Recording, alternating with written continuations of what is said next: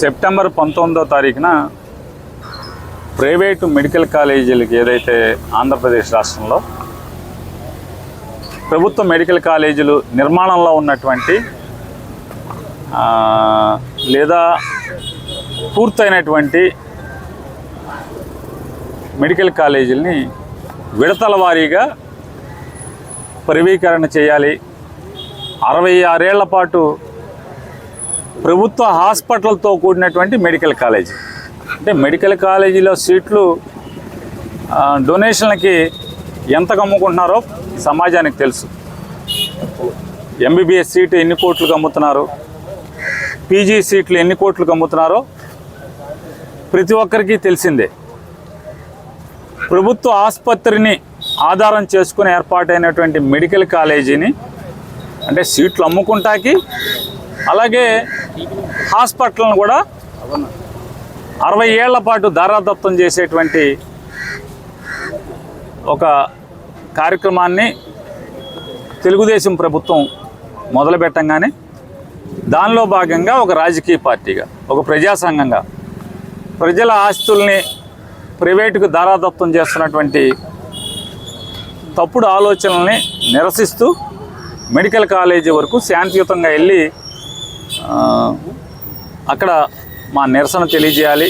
కాలేజీలోకి వెళ్లకుండా కాలేజీ బయటే చెయ్యాలి, తద్వారా ప్రభుత్వానికి మా నిరసన తెలియజేయాలని చెప్పిన ఒక రాజకీయ పార్టీగా ప్రజా సంఘంగా కార్యక్రమాన్ని ఏర్పాటు చేస్తే అది విచిత్రమనాలా, దురదృష్టమనాలా, హాస్యాస్పదం అనాలా?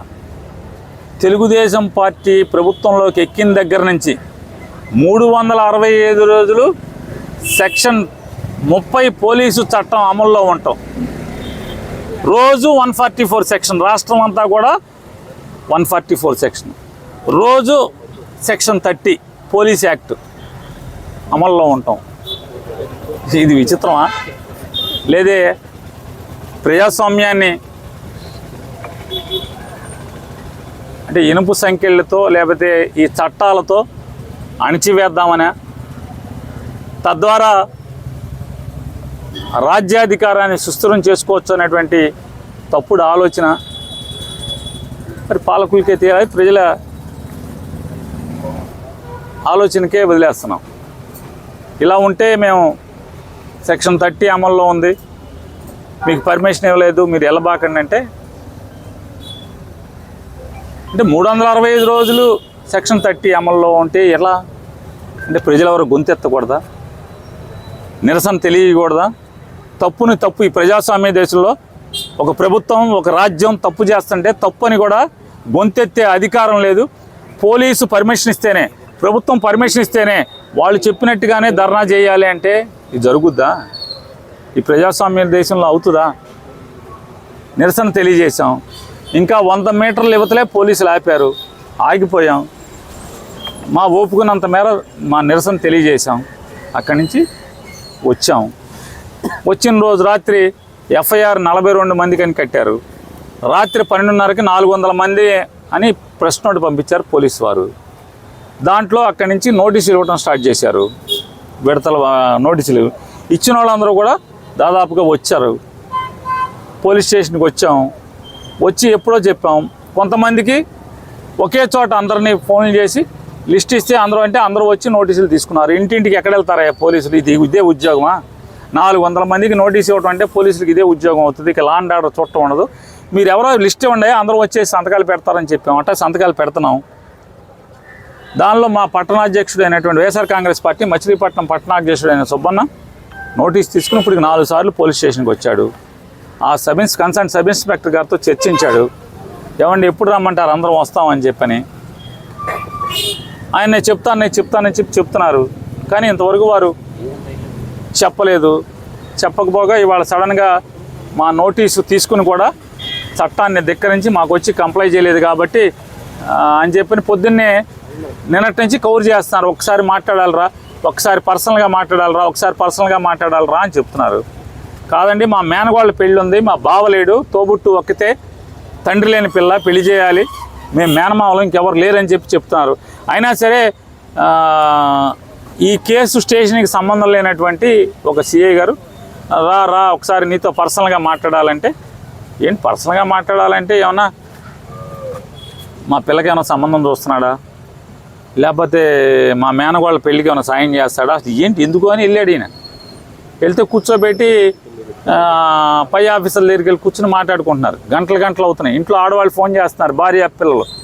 మా నాన్న పొద్దున్నే సిఐ గారు ఫోన్ చేస్తే వెళ్ళాడు, ఇంతవరకు రావట్లేదు, పెళ్లి పనులు ఏం చేయాలో అర్థం కావట్లేదు అయ్యి అని చెప్పని స్టేషన్కి వచ్చాం. స్టేషన్కి వచ్చి ఏంటండి అంటే, మేము పలానా కేసులో మేము రమ్మంటే రాలేదు, 41 నోటీస్ ఇచ్చాం. ఇదేంటంటే రోజు స్టేషన్కే తిరుగుతున్నాడు కదా, రాపోతాం ఏంటి, మా అందరి తరఫున అతనే ఒకళ్ళు తప్పుచ్చుకుని మీ దగ్గరికి ఎప్పుడు రమ్మంటే ఎప్పుడు వస్తాం, మీకు ఏం కావాలి వచ్చి చెప్తారు కదా, ఎందుకు మీకు 400 మందితో స్టేట్మెంట్లు ఎప్పుడు రికార్డ్ చేసుకోవాలి, ఎప్పుడుగా అవుతాయి అన్న ఎందుకండి అని చెప్తున్నాం. విడివిడిగా బెదిరిస్తున్నారు కొంతమంది, నోటీస్ ఇస్తాకెళ్ళి బెదిరిస్తున్నారు, జాగ్రత్త ఇంకోసారి రోడ్డు ఎక్కితే మిమ్మల్ని అది చేస్తాం ఇది చేస్తాం అని చెప్పని.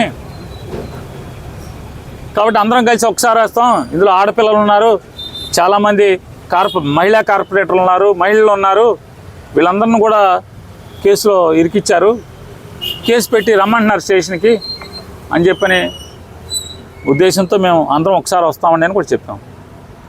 కానీ అది చెప్పకపోగా ఇవాళ సడన్గా మా నోటీసుని ధిక్కరించాడు కాబట్టి మేము అరెస్ట్ చేస్తామని చెప్పని తీసుకున్నారు. మేము వచ్చి అడుగుతుంటే పోలీసు మీద గట్టిగా మాట్లాడతారా అంటే వాళ్ళు ఏమైనా మాట్లాడచ్చు, వాళ్ళు మమ్మల్ని బెదిరించవచ్చు, చట్టాన్ని ఇష్టం వచ్చినట్టుగా మలుచుకోవచ్చు. స్టేషన్కి వస్తే అంటే పోలీసు కదా, మేము కొల్లు రవీంద్రకి అనుకూలంగా పనిచేస్తే అతను కాసుకుంటాడు, మమ్మల్ని ఎవరేం చేయలేరు అనేటువంటి అహంభావం ఉండొచ్చు.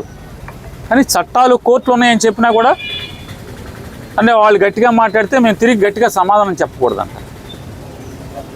అర్థం కావట్లా. పోలీస్ స్టేషన్ మీద దాడికి వచ్చారంటారు.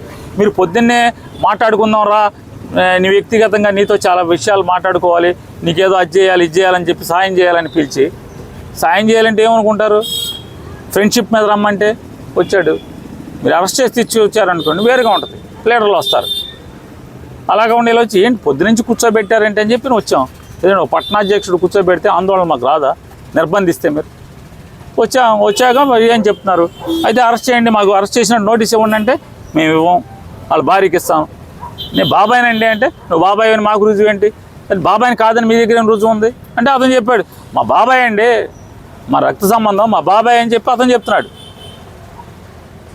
చూడండి ఎలా వితండవాదం, ఎవరినో సాటిస్ఫై చేయటం కోసం, ఎవడో రాజకీయ నాయకుడిని ఒకడిని ఆయన్ని మజా చేయడం కోసం, ఆయన్ని ఖుషి చేయడం కోసం ఇట్లాంటి ఆలోచనలు చేయటం, ఇట్లాంటి పనులు చేయటం పోలీసులు.